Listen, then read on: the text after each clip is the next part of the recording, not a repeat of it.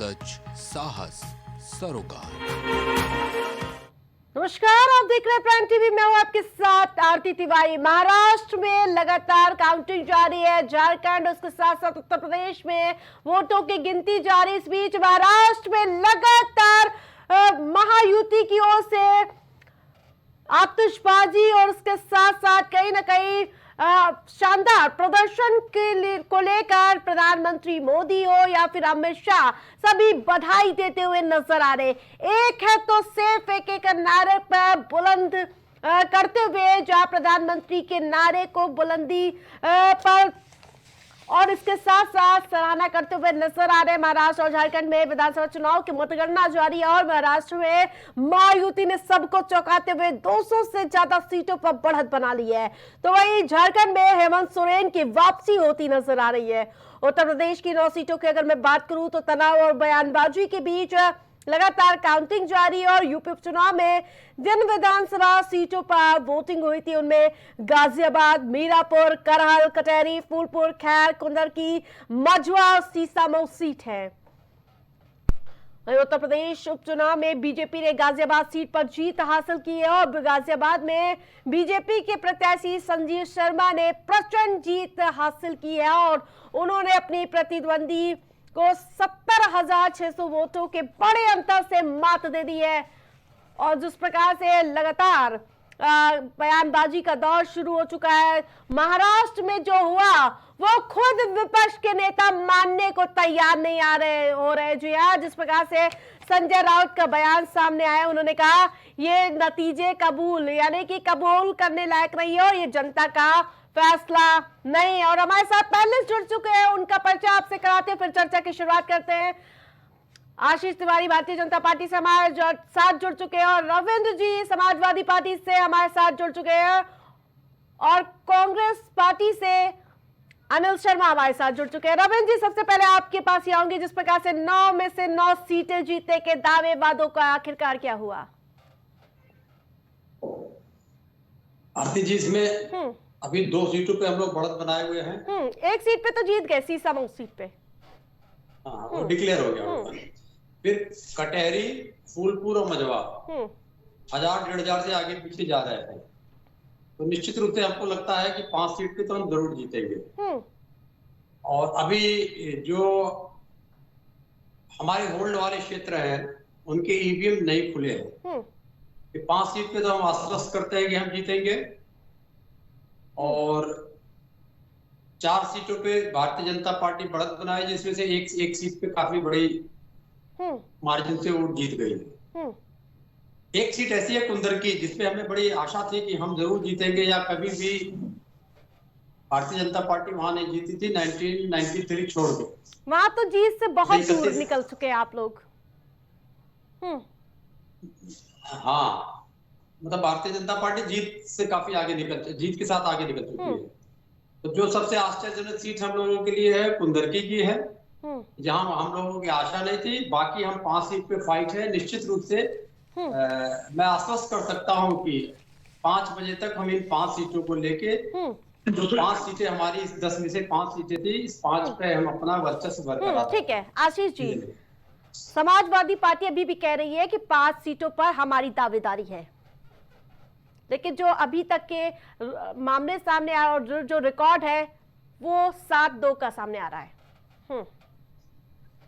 देखिए आरती जी, समाजवादी पार्टी कह रही है, लेकिन जो आंकड़े दिखा रहे हैं उस हिसाब से मुझे लग रहा है कि शायद सीसामऊ को छोड़ के बाकी 8 सीटें जो है वो समाजवादी पार्टी खो रही है अपनी।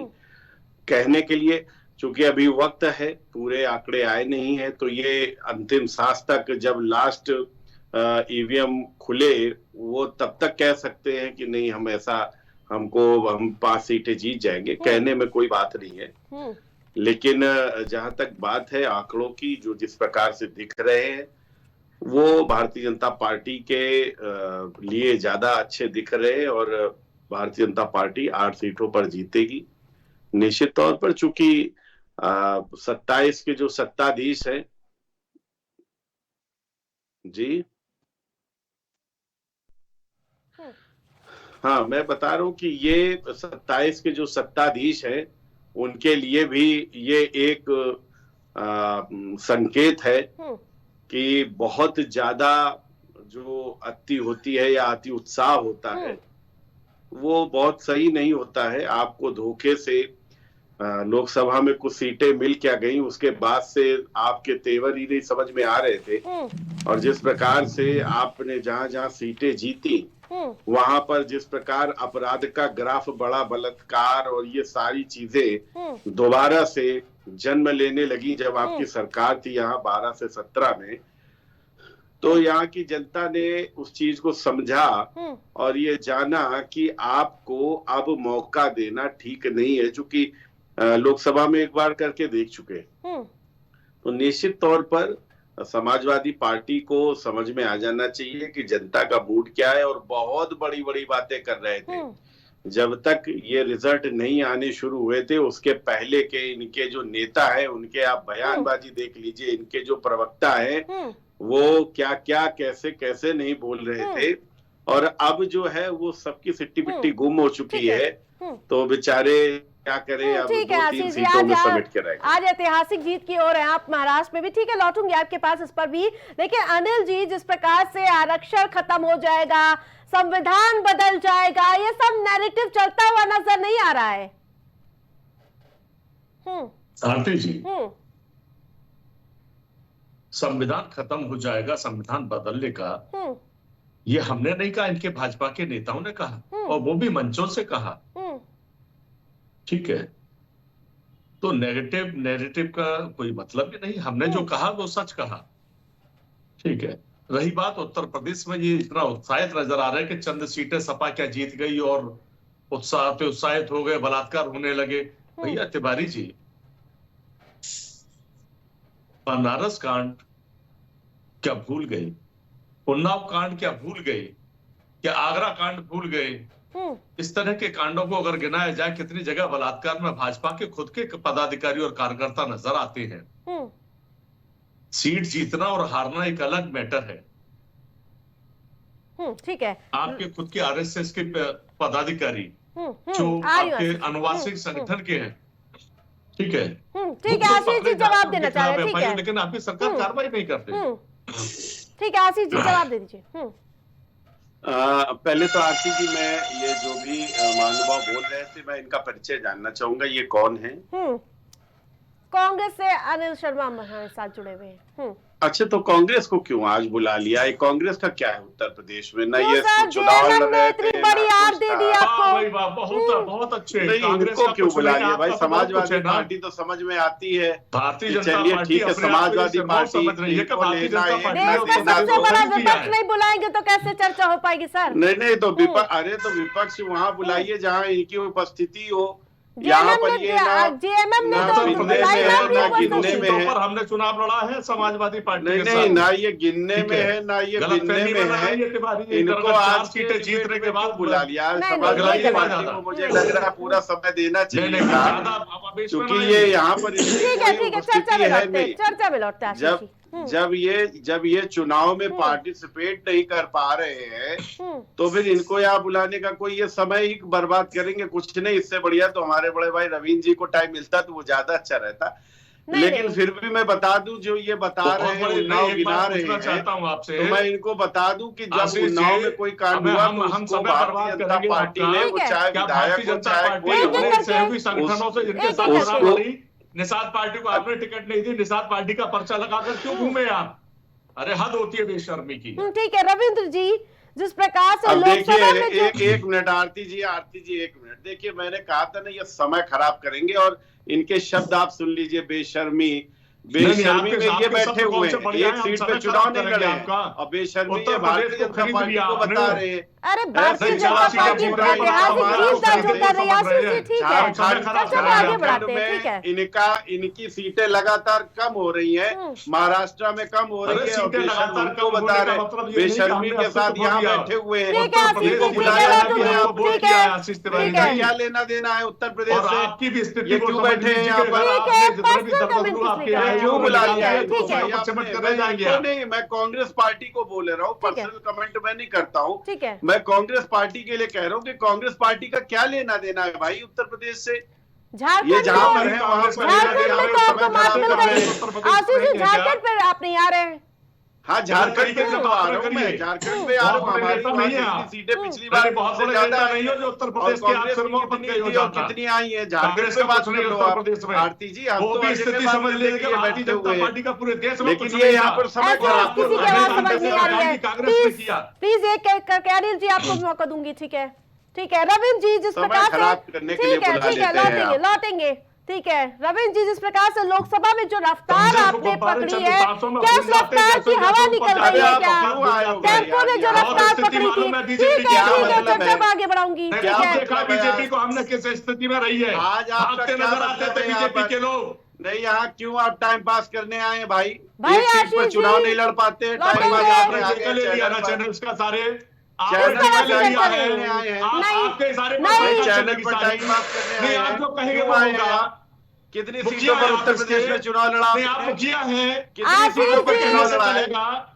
एक सीट पर चुनाव नहीं लड़ा, समय खराब करने आ आशीष गए जी यहाँ भारतीय पर आप। जनता पार्टी तय नहीं करेगी हमें किसको बुलाना है किसको नहीं। ठीक है लौटूंगी नहीं, रविंद्र भारतीय जी। जनता पार्टी ठीक है, तय नहीं सभी का करेगी, ठीक लेकिन रखिए, समय बात खराब करने करने का। सीट पर नौ ठीक की है। बात है। अब यहाँ एक सीट पे चुनाव नहीं आपने लड़ा है, लोकसभा चले आए वर्सेस यहाँ पर विधानसभा अपना को विश्लेषण सुनिश्चित देने। देखा। सुन लीजिए अरे पहले रविंद्र जी की चुनाव तो बारी लड़ लिया है, होता भाई, आप एक लोग सीट समय पर। मत खराब करिए फालतू प्लीज। न करिए इस तरह से आप बातें एक कर रहे सीट हैं। पर चुनाव लड़ लिया होता तब भी यहाँ बैठते तो थोड़ी समय मत सी खराब बात कीजिए होती। प्लीज।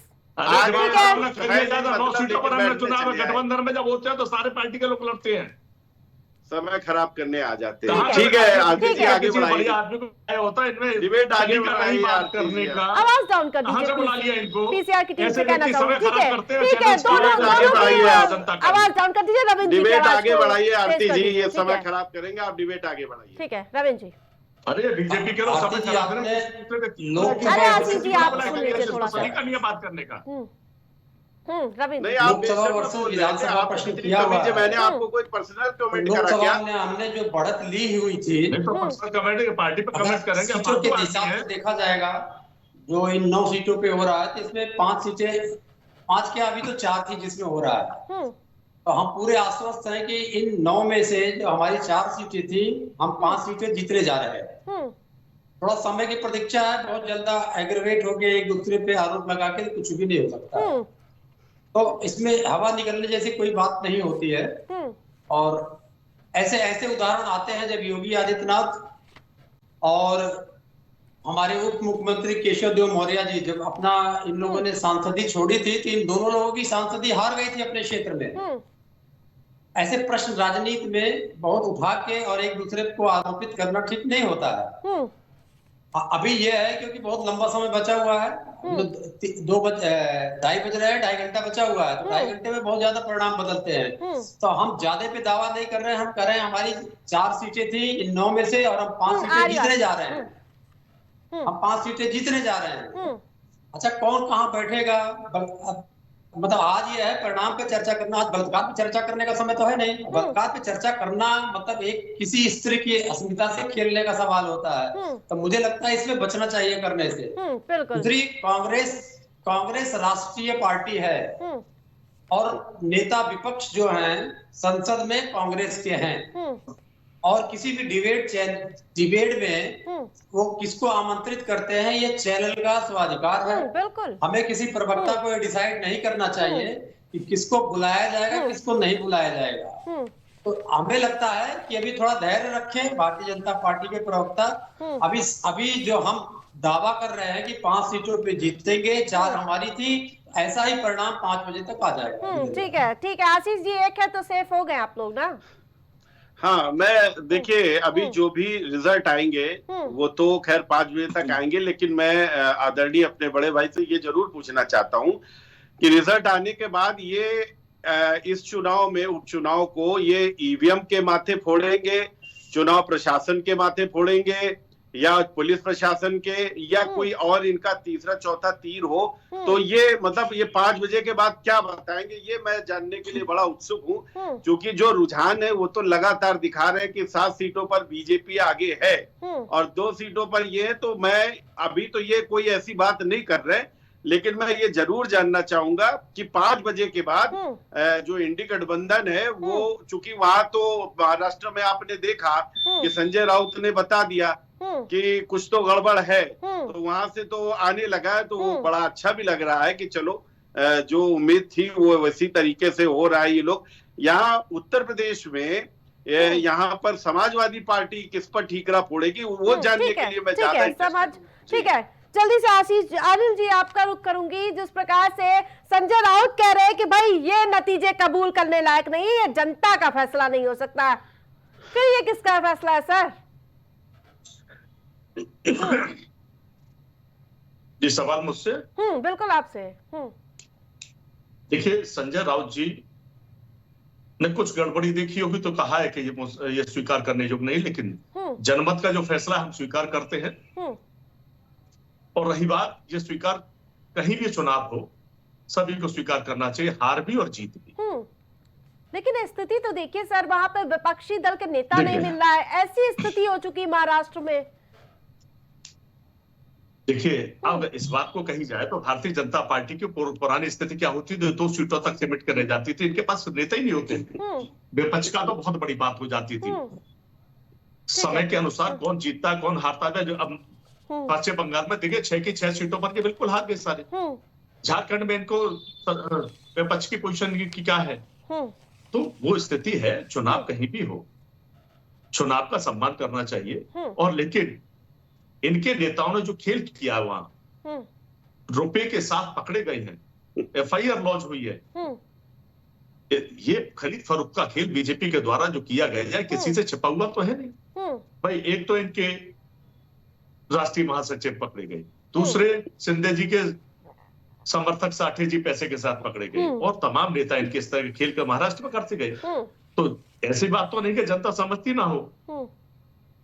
ठीक है, तो कम से कम लोकतंत्र का मजाक नहीं उड़ाना चाहिए।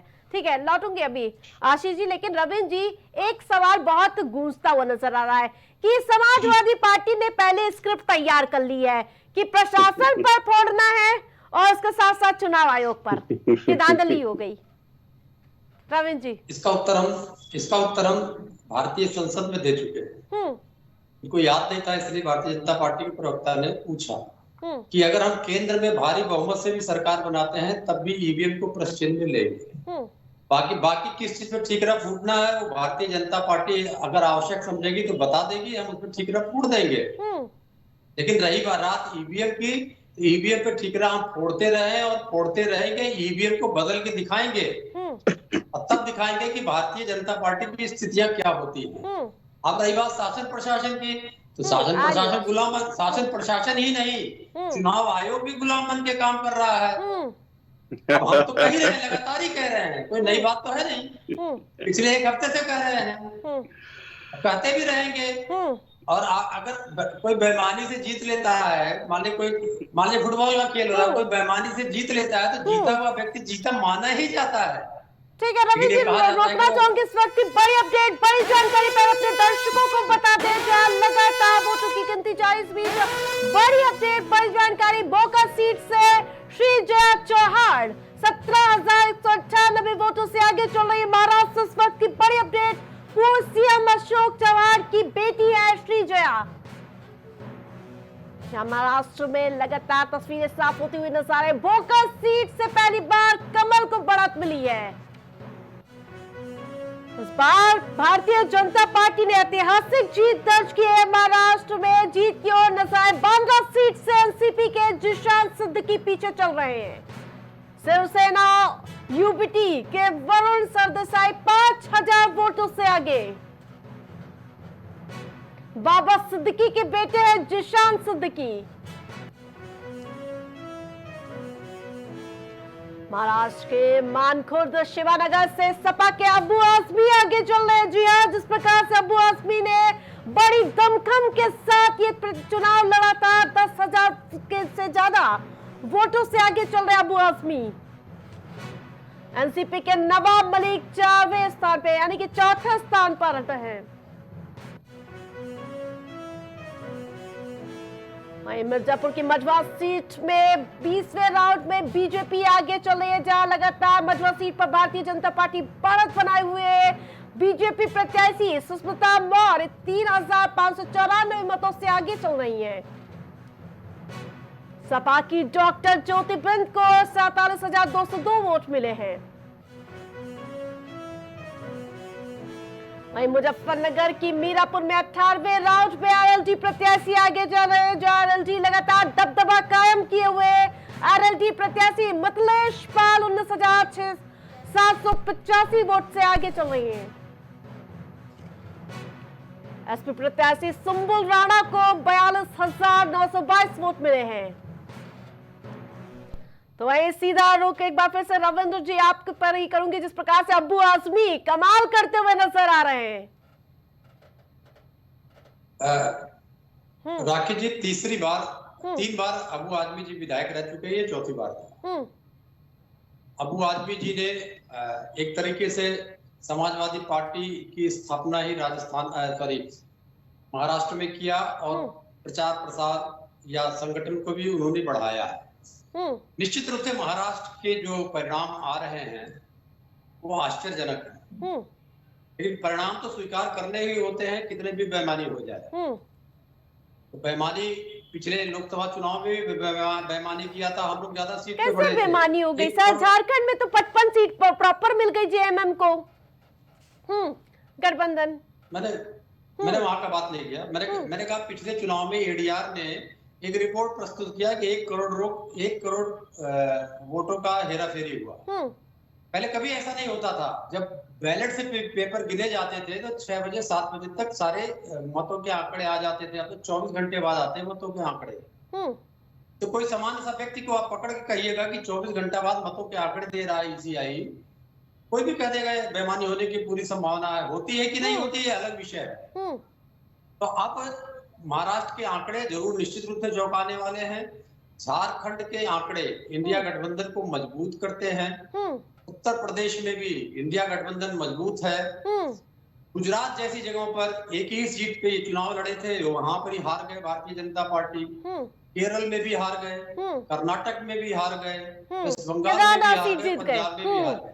ठीक है, तो वहां पर नहीं कहा। ठीक है, जल्दी से आशीष जी, भाई मजबूती से जेएमएम ने वहां पर चुनाव लड़ा है, वहां पर मजबूती वाला चुनाव था, यहाँ मजबूरी वाला था। हाँ, झारखंड में जो है वो बेईमानी से नहीं जीते हैं, वहां पर एकदम ईमानदारी चल रही है।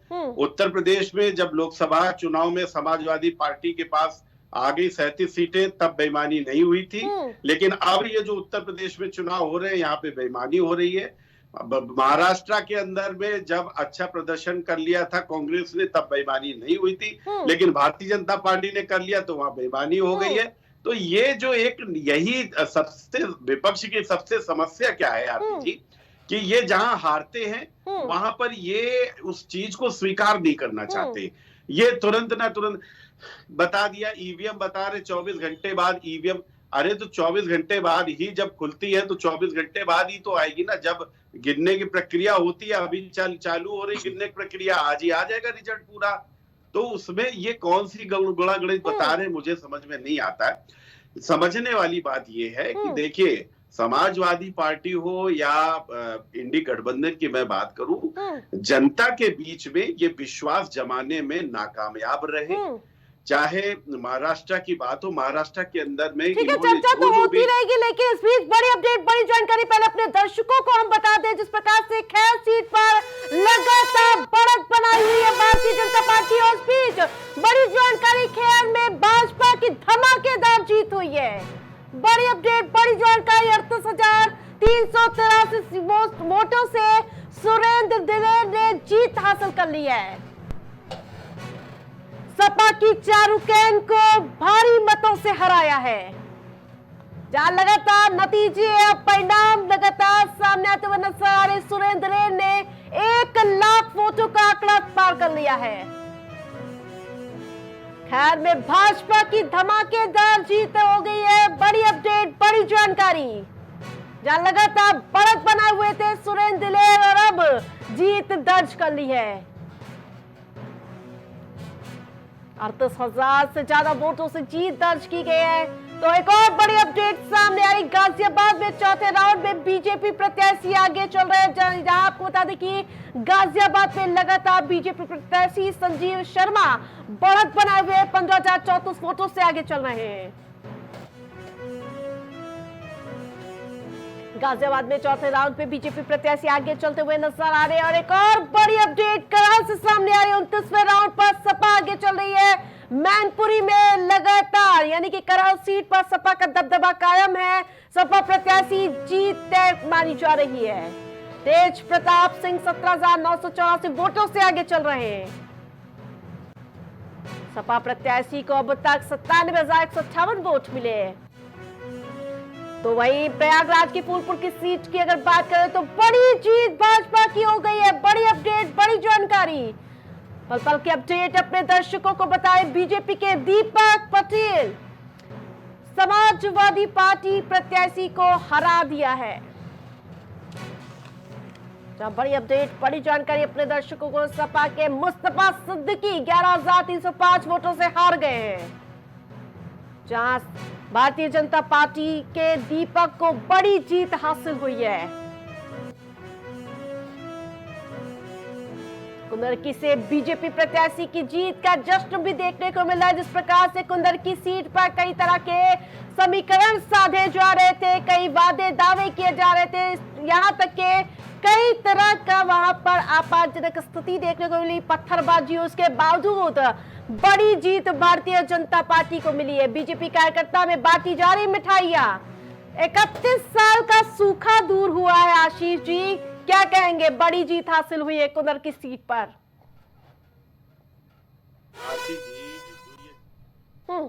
है और इसके अलावा मैं ये भी बताना चाहूंगा, ये देखिए ये जो जीत है ये भारतीय जनता पार्टी की योजनाओं की है। ये जीत जो है ये उन वादों और मुद्दों की है जो लगातार आज के समय में निकलकर सामने आ रहे हैं। और मैं एक बहुत महत्वपूर्ण बात बताऊं कि अभी समाजवादी पार्टी के प्रोफेसर रामगोपाल यादव जी ने बोला था कि 2-3 सीटों के बारे में उन्होंने कहा कि इन पर रीपोल होना चाहिए। उनमें से पहला जो नाम लिया था उन्होंने वो सीसामऊ का लिया था और सीसामऊ में समाजवादी पार्टी जीत गई। तो मुझे लगता है कि रामगोपाल जी को ये पता चल गया था कि वहां पर बेईमानी हुई है, तभी वहां समाजवादी जीत रही है। अदरवाइज वो वहां की रीपोलिंग की कभी बात नहीं करते, रिकाउंटिंग की, उस रीपोलिंग की बात नहीं होती वहां पर। चूंकि समाजवादी पार्टी इस बात को जानती है कि भारतीय जनता पार्टी ये 9 की 9 सीटें जीतना चाहिए। हालांकि दुर्भाग्य से अभी हम एक सीट हार गए हैं, लेकिन बाकी सीटों पर भारतीय जनता पार्टी का परचम लहराएगा। और मैं आपको एक और महत्वपूर्ण बात बता दूं इस देश की जनता के बारे में कि देश की जनता का जो मूड है वो अब सबके सामने आ चुका है। और झारखंड की अगर मैं बात कर लूं तो झारखंड में भी जो हमारी सीटें पिछली बार जितनी थी हमारी सीटें बढ़ी हैं और वहीं पर कांग्रेस की सीटें कम हुई हैं। तो निश्चित तौर पर जो देश की जनता है वो इंडी गठबंधन का चाल चेहरा चरित्र कांग्रेस का समझ चुकी है। अनिल जी का जल्दी से रुकाऊंगी, ठीक है अनिल जी, ठीक है। जिस प्रकार से झारखंड में ईवीएम सही था, सब कुछ व्यवस्था ठीक थी, सब टाइट था, आप लेकिन महाराष्ट्र में क्या हो गया? वही ईवीएम वहां पे भी होती है महाराष्ट्र में जो लगाई गई थी, जो झारखंड में, कि चश्मे का फेर है? देखिए आरती जी, ना कोई चश्मे का फेर है ना कोई भेद है। बीजेपी का जो चाल चरित चेहरा है ये जिस सीट पर फोकस करते हैं वहां अपना खेल करते हैं। दूसरी सीट पर झारखंड छोटा प्रदेश है, बोले छोड़ दीजिए, महाराष्ट्र बड़ा प्रदेश है, इस पर खेला कीजिए, है ना। इनके राष्ट्रीय महासचिव विनोद तावड़े वहां नोटों के साथ पकड़े जाते हैं।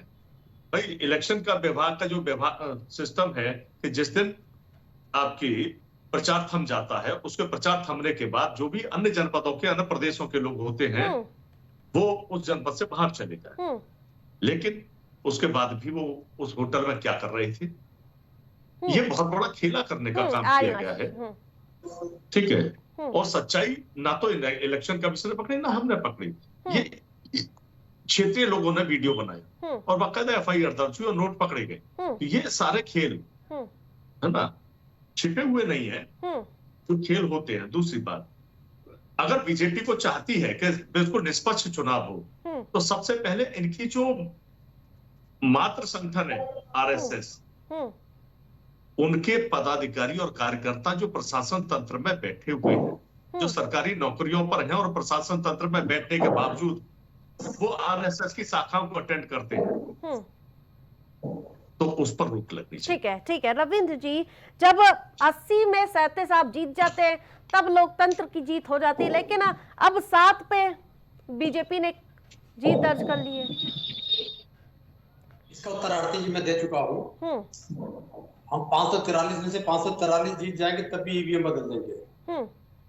दूसरा विषय है कि लोकतंत्र खतरे में है, वास्तव में लोकतंत्र खतरे में है। जिस तरीके से एक अपराधी को सारे के देश ही नहीं विदेश के सारे ठेके दे दिए जाते हैं, वो राष्ट्रीय अंतरराष्ट्रीय स्तर पे अपराधी घोषित हो जाता है, राष्ट्रीय स्तर पे उसके अपराध के मुकदमे होते हैं, भारतीय जनता पार्टी बचाती है। दिल्ली का पूर्ण राज्य का दर्जा हटाने के लिए संशोधन कर देती है, सारी संस्थाओं का दुरुपयोग करती है, जमीन जायदाद बेच देती है, पत्रकारों को उठा के जेल में डाल देती है, और बची खुची जो नेशनल मीडिया उनको खरीद लेती हुई है। ये संविधान नहीं है, ये वही है जो नॉर्थ कोरिया का किम जोंग यूं कर रहा है, चलता है। जब तानाशाह आता है तो कुछ दिन तक चलता है, चलेगा। यही भारतीय जनता पार्टी को और इनके मातृ संगठन की बात हो रही थी, राष्ट्रीय स्वयंसेवक संघ को, इसी भारतवर्ष में इनकी उन्मादी बात, राजनीति तो छोड़ दीजिए, राजनीति बात करने की भी जगह नहीं मिलेगी अभी जब तक संस्थाएं इनके कब्जे में है, इसका दुरुपयोग करके करते हैं। जिस प्रकार से आप लोग यूपी पुलिस का भी विरोध कर रहे थे कि भाई नहीं, इन्हें हटाओ, पैरामिलिट्री फोर्स को लाओ, क्योंकि हमें विश्वास नहीं यूपी पुलिस पर, ये किस लिए मांग सर? देखिए, हमने मिलिट्री के लिए कभी भी नहीं कहा कि मिलिट्री लगाओ, क्योंकि ये हमें मालूम है कि सीट से आपके प्रत्याशी ने मांग की थी। हम पार्टी की बात कर रहे हैं कि हमको मालूम है कि मिलिट्री को चुनाव में नहीं लगाया जा सकता है, लोकल पुलिस और पैरामिलिट्री फोर्सेस लगती है। ठीक है आशीष जी, मिलिट्री को लगाया। ठीक है आशीष जी। देखिए, मैं बड़े भाई की 2-3 बातों का जवाब देना चाहूंगा। एक तो पहली बात ये ईवीएम के लिए जो इन्होंने कही कि हम उसका जवाब दे चुके हैं, तो इनकी जो कांग्रेस पार्टी के साथ में जो गठबंधन है, कांग्रेस पार्टी ने 2024 के मैनिफेस्टो में बोला कि हम ईवीएम से ही चुनाव कराएंगे। तो पहले तो आपस में ये लोग समझ ले कि कराना है कि नहीं कराना है, एक बात पे स्टैंड कर ले। अरे स्पष्ट कह रहे हैं कि हमारी सरकार आएगी, हम ईवीएम पहले हटाएंगे। नहीं, आपने सुना नहीं मैंने क्या कहा। मैंने ये कहा कि कांग्रेस का जो मैनिफेस्टो है उसमें 2024 के मैनिफेस्टो में ये साफ लिखा है कि हम ईवीएम से ही चुनाव कराएंगे, और समाजवादी पार्टी कह रही है कि हम ईवीएम से चुनाव नहीं कराएंगे। तो ये चीज ये दोनों आपस में समेट लें, समझ लें कि कराना है कि नहीं कराना। दूसरी बात मैं आपको बताऊं, अभी बड़े भाई ने हमारे बताया, अडानी जी के बारे में बता रहे। अडानी जी से चंदा लेती है कांग्रेस की सरकार। अभी 100 करोड़ का चंदा लिया इनके एक मुख्यमंत्री ने, और 1100 करोड़ रुपए का एक MOU साइन करा। और इसके पहले जिस केस का इतना ये भारी भरकम मामला चल रहा, उसमें 4 प्रदेश और चारों प्रदेश में कांग्रेस या तो उनके सहयोगी दलों की सरकार है, और उसी के लिए पावर प्लांट जो सोलर का जो काम लेने का काम बात चल रही थी, इन्हीं के लिए चल रही थी। उसमें कोई भी भारतीय जनता पार्टी का ना कोई प्रदेश है, ना वहां कोई मुख्यमंत्री, ना कोई नेता है। लेकिन चंदा ये अडानी से लेंगे, धंधा ये अडानी से लेंगे, लेकिन ये भारतीय जनता पार्टी को घेरने का काम करेंगे, और ये कहेंगे कि नहीं, ये तो भारतीय जनता पार्टी का वो है, व्यक्ति है। मैं सीधी सी ये बात कहना चाहता हूं कि आप इस बात को, और दूसरी बात इन्होंने कहा कि बड़ा ये भारतीय जनता पार्टी जो है बहुत किंग पिंग और जाने क्या क्या नाम अभी दक्षिण कोरिया का बता रहे थे कि वहां जो तानाशाही, ये देश के जनादेश को हमेशा से अपमानित करने का इन्होंने काम करा है। इतना बड़ा लोकतंत्र का पर्व हुआ, लोकतंत्र में लोगों ने वोट डाला, अपनी इच्छा जताई, और सारे लोगों को तानाशाह बोलने का काम ये समाजवादी पार्टी और इंडी गठबंधन कर रहा है। ये अपमानित कर रहा है यहाँ के वोटर्स को, ये बहुत गलत बात है। ठीक है। आज जिस प्रकार से आपने अनिल जी बड़े भाई की भूमिका में समाजवादी पार्टी को फ्री हैंड छोड़ दिया था कि भाई अपने हिसाब से चुनाव लड़ो, हम पीछे से समर्थन देंगे, उस समर्थन का असर नहीं देखने को मिला सर। जल्दी से जवाब दे दीजिए छोटा सा। देखिए तिवारी जी, उत्तर प्रदेश में काकरौली मीरापुर सीट पर खुलेआम पुलिस प्रशासन ने जिस प्रकार से वोटरों को धमकाने का काम किया रिवॉल्वर लेकर, कुदर की सीट पर पुलिस ने पहचान पत्र के नाम पर वोटरों को रोका। सही मायने में वोटरों को निकालने से, जो वोटर वोट डालने आ रहे हैं उनको रोकने का काम पुलिस प्रशासन को द्वारा किया गया, जबकि पुलिस प्रशासन का ये काम नहीं है। वोटर निकलने नहीं दिया, वोटरों को गलियों तक रोक दिया गया और पोलिंग स्टेशन से उनको भगा दिया गया। ठीक है, कांग्रेस ने ऐसा नहीं है कि वोट नहीं निकाला, वोट निकाले और वोटों को रोकने का काम है। जब, और मैं आपको बता दूं, पत्रकार जो है न्यूज 24 के पत्रकार पवन मिश्रा को तो बिल्कुल धकिया कर भगाया गया वहां से, और ये तो इनके बीजेपी के कार्यकर्ताओं द्वारा बोले हमें जिम्मेदार नागरिक, आप भागिए यहाँ से, आपका कोई काम नहीं। दूसरी बात, लोकतंत्र के चौथे स्तंभ को रोकने का काम इनके द्वारा, और फिर पुलिस इंस्पेक्टर को बुलाकर उनका माइक बंद कराने का काम किया गया। ठीक है, तो ये ठीक है, समय कम है, नहीं तो ठीक है लॉटू, ठीक है, समय कम है। ठीक है आशीष जी, आप दोनों का एक साथ जवाब दे दीजिएगा। रविंद्र जी, ये 7-2 का आंकड़ा मैं क्लियर समझूं कि अभी थोड़ा सा इंतजार कर लूं? जल्दी से जवाब दे दीजिए। हाँ, हम कम से कम 5 सीटों पे जीत के आएंगे। अब 2 घंटे का समय बचा हुआ है और आने दीजिए, आगे पीछे ठीक है, जल्दी से आशीष जी, जल्दी। देखिए, लगातार ये जो पुलिस इंस्पेक्टर के पिस्टल तानने वाली बात है, ये पुरानी हो गई और लगातार एक्सपोज हो चुका है इंडी गठबंधन ये। लेकिन अभी भी हमारे कांग्रेस के प्रवक्ता वो अभी भी देखिए कितना झूठ बोल रहे हैं, क्योंकि वो आधा कटा हुआ जो कट कॉपी पेस्ट करके भेजा गया था वो सारे चैनल्स ने दिखाया है कि उसके पहले पुलिस के ऊपर पथराव हो रहा है, और पथराव, वो जो पत्थरबाजी कर रहे हैं उनको पुलिस भगा रही है। लेकिन हमारे कांग्रेस के प्रवक्ता अभी भी यहाँ बैठकर झूठ बोल रहे हैं। और मैं फिर कह रहा हूँ, यही झूठ, यही नैरेटिव, चूंकि जनता, आप यहाँ पर बैठ के बोल रहे हो तो क्या जनता हंस नहीं रही होगी कि देखो कितना झूठ बोल रहे हैं यार, अभी भी झूठ बोल रहे हैं ये। इसीलिए इन लोगों की ये हालत है, क्योंकि ये फेक नैरेटिव सेट करते हैं, झूठ बोलते हैं, और झूठ के अलावा ये जनता को विश्वास में नहीं ला पा रहे। और बाकी हमारी समाजवादी पार्टी के बड़े भाई, उनकी मैं क्या करूं, ये 4:49 तक ये नहीं मानेंगे, और जब उसके बाद आ जाएगा तब इनका आप बाइट जरूर लेने भेजना, तो ये ईवीएम बताएंगे, नहीं तो कुछ ना कुछ तो बताएंगे। ठीक है, देखेंगे वो क्या बताएंगे। आपसे हमारे साथ जुड़ने के लिए बहुत बहुत धन्यवाद। तो लेकिन जिस प्रकार से 9 सीटों पर कहीं ना कहीं धीरे धीरे तस्वीरें साफ होती हुई नजर आ रही है, महाराष्ट्र में कहीं ना कहीं ऐतिहासिक जीत दर्ज करते हुए नजर आ रही है एनडीए गठबंधन, लेकिन कहीं ना कहीं झारखंड में झटका लगता हुआ नजर आ रहा है। तो वही नागपुर की साउथ वेस्ट सीट से देवेंद्र फडणवीस आगे चल रहे हैं। जी हाँ, जिस प्रकार से देवेंद्र फडणवीस जो इस चुनाव में अहम भूमिका निभाते हुए नजर आए थे, 24,593 वोटों से आगे चल रहे हैं फडणवीस। तो वहीं साउथ वेस्ट सीट से देवेंद्र फडणवीस आगे चल रहे हैं। कोपरी पंचपखाड़ी सीट से एकनाथ शिंदे आगे चले। जी हाँ, सभी दिग्गज नेता बने आगे चलते हुए नजर आ रहे हैं। एकनाथ शिंदे 70,730 वोटों से आगे चल रहे हैं। बारामती सीट से अजीत पवार आगे चल रहे हैं। सभी दिग्गज अपनी अपनी सीट पर जीत का दावा ठोकते हुए नजर आए। तो अब अजीत पवार 60,636 वोटों से आगे चल रहे हैं।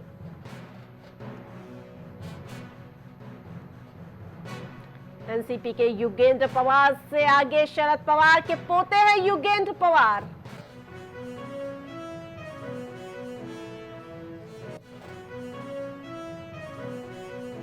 वल्ली सीट से शिवसेना यूबीटी के आदित्य ठाकरे आगे चल रहे हैं। जो आदित्य ठाकरे लगातार लीड बनाए हुए नजर आ रहे हैं। वल्ली सीट से आदित्य ठाकरे 6,220 वोटों से आगे चल रहे हैं। बड़ी अपडेट, बड़ी जानकारी अपने दर्शकों को बता रहे हैं। जहां उद्धव ठाकरे के बेटे आदित्य ठाकरे लीड बनाए हुए वल्ली सीट से। माहिम से राज ठाकरे के बेटे अमित ठाकरे पीछे चल रहे हैं। जहां राज ठाकरे के बेटे अमित ठाकरे पीछे चल रहे हैं माहिम से। शिवसेना यूबीटी के महेश सावंत ने 4,800 वोटों की बढ़त बना ली है। कांग्रेस प्रदेश अध्यक्ष अजय राय का बयान सामने आया। प्राइम टीवी ने खास बातचीत की है अजय राय से। इस दौरान क्या कुछ कहा उन्होंने, वो बयान आपको सुनाते हैं। उत्तर प्रदेश में 9 सीटों पर हुए विधानसभा उपचुनाव के परिणाम आज सामने आ रहे हैं। सिर्फ विपक्ष अभी 2 ही सीटों पर जीतता हुआ दिखाई दे रहा है। हमारे साथ बातचीत करने के लिए उत्तर प्रदेश कांग्रेस कमेटी के अध्यक्ष अजय राय जी मौजूद हैं। सर, आज परिणाम सामने आ रहा है, 2 ही सीटों पे जो है विपक्ष जीत रहा है। सर, क्या कमी रहेगी विपक्ष की ओर से, क्या कहेंगे? देखिए, ये पूरी तरीके से उपचुनाव है। बाई इलेक्शन शासन सत्ता का होता है, जो सरकार में बैठे लोग होते हैं। और आपने देखा जिस तरीके से इन्होंने दुरुपयोग किया पुलिस प्रशासन का, सरकार का, तो ये पूरी तरीके से अपने ताकत की वजह से, अपने सत्ता की ताकत की वजह से शासन सत्ता का दुरुपयोग करके चुनाव जीत रहे। सर, छोटे छोटे जो दल इस चुनाव में थे, आरएलडी जैसे वहां पे मीरापुर में आगे बढ़ रही है, तो वहां पे देखिए चंद्रशेखर की पार्टी ने सपा को नुकसान पहुंचाया, ऐसे ही कटहरी में बसपा ने नुकसान पहुंचाया। तो क्या जो छोटे दल हैं उनकी नाराजगी या उनके प्रत्याशी सपा के लिए ज्यादा डैमेज कर गए? सर देखिए, जो छोटे दल या जो दल हैं वो तो जो वोट काटे जो सबसे बड़ा इनके साथ सहयोग कर रहा है वो इनका प्रशासन कर रहा है। सरकार में बैठे प्रशासनिक अधिकारी, पुलिस के लोग जबरदस्ती अत्याचार अन्याय करके लोगों पर मुकदमे लगाना, उनको जेल भेजना, उनको प्रताड़ित करना, सबसे बड़ा काम इस सरकार ने ये काम किया। सर, बीजेपी के लोग आरोप लगा रहे हैं कि सपा तो आज दुखी है लेकिन कांग्रेस आज खुश हो गई होगी, ऐसे आरोप बीजेपी लगा रहे हैं। अभी हम लोग भाजपा कार्यालय से हैं तो वहाँ इस तरह की चीजें कही जा रही हैं। क्या लगता है अगर कांग्रेस साथ में गठबंधन में लड़ती तो परिणाम बेहतर हो सकते थे? देखिए, हम सब लोगों ने तय कर लिया था कि हमें बाई इलेक्शन नहीं लड़ना है, हम पूरा सहयोग करेंगे और पूरी ताकत के साथ हमारा एक कार्यकर्ता हमारा समाजवादी पार्टी के साथ काम किया, मेहनत किया है और हम सब लोग मेहनत करके उस पर आगे काम कर रहे हैं। सर, महाराष्ट्र के भी नतीजे आ रहे हैं, आपने वहां प्रचार किया, आपकी गाड़ी तक चेक की गई महाराष्ट्र में, तो सर महाराष्ट्र में क्या चूक रह गई? विपक्ष बहुत ज्यादा वहां पे देखिए, वो मैं तो नहीं कहना चाहूंगा कि वहां पर भी भारतीय जनता पार्टी ने पैसे का पूरा दुरुपयोग किया। सर, अपनी पूरी व्यवस्था लगाई। आपने देखा राष्ट्रीय महासचिव विनोद तावड़े के कमरे से पैसे मिल रहे हैं, एकनाथ शिंदे के कैंडिडेट के कमरे से नासिक होटल के अंदर कमरे में पैसे मिल रहे हैं। हर चीज का दुरुपयोग करके वो चुनाव जीतने का काम किया है। पर जो हमारी कमी रह गई, निश्चित मानते हैं हमारी कुछ कमी रह गई, जो कमी रह गई उसको ठीक करने का प्रयास करें। सर, आखिरी सवाल, प्रियंका जी वायनाड से लंबे मार्जिन से जीत रही हैं और झारखंड में भी ऐसा लग रहा है कि कांग्रेस समर्थित सरकार बनने जा रही है। इन दोनों को निश्चित तौर से झारखंड में मैं शुभकामनाएं देता हूँ शिबू सोरेन जी के पुत्र हेमंत सोरेन जी को, उनके पूरी टीम को, कांग्रेस पार्टी को। बहुत मेहनत किया उन लोगों ने। और वायनाड, प्रियंका जी हमारी नेता हैं। वायनाड की आवाज के साथ पूरे उत्तर प्रदेश और पूरे देश की आवाज पार्लियामेंट में गूंजेगी, पूरे देश में गूंजेगी। तो आप सुन रहे थे कांग्रेस।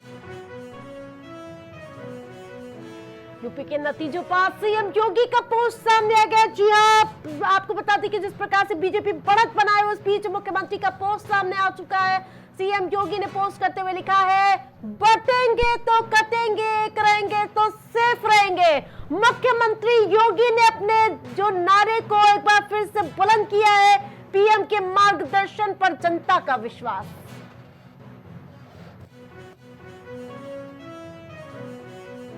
फूलपुर में भाजपा को बड़ी जीत हासिल हुई है। प्रयागराज की फूलपुर सीट पर भाजपा ने जीत दर्ज कर ली है। बड़ी अपडेट, बड़ी जानकारी। बीजेपी के दीपक पटेल ने सपा प्रत्याशी को मात दे दी है। सपा के मुस्तफा सिद्दीकी को 11,013 वोटों से हरा दिया है। बीजेपी के दीपक पटेल को मिले 73,183 वोट। बड़ी अपडेट, बड़ी जानकारी। दीपक पटेल को मिले 44.02% वोट। मुस्तफा सिद्दीकी को मिले 37.78% वोट। गाजियाबाद सदर सीट से भाजपा की प्रचंड जीत, जहां भारतीय जनता पार्टी सुबह से लीड बनाए हुए थे और अब ऐतिहासिक जीत दर्ज की गई है। संजीव शर्मा 69,304 वोटों से जीत गए हैं। सपा के प्रत्याशी सिंगराज जाटव को बड़ी हार मिली।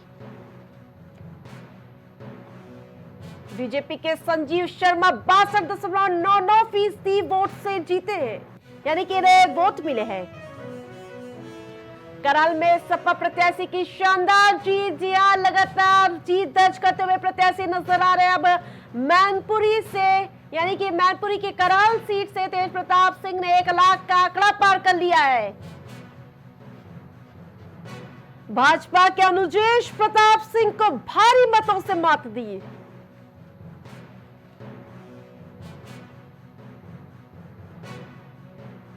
सपा के तेज प्रताप सिंह से शुरू से ही बढ़त बनाए हुए थे। जहां करहल में सपा प्रत्याशी की शानदार जीत। सपा के तेज प्रताप सिंह ने 1 लाख का आंकड़ा पार किया। तो वही जिस प्रकार से अनुजेश प्रताप सिंह को भारी मतों से हरा दिया है। कई सीटों पर लगातार पूरे परिणाम आते हुए नजर आ रहे हैं। सभी अपनी पार्टियों के जीत का आश्वासन के बीच लगातार पूरे नतीजे सामने खुलकर आते हुए नजर आ रहे हैं। अभी कुछ सीटें बाकी हैं जहां पर लगातार काउंटिंग जारी है। बड़े नतीजों के साथ प्राइम टीवी देखते रहिए। Prime TV.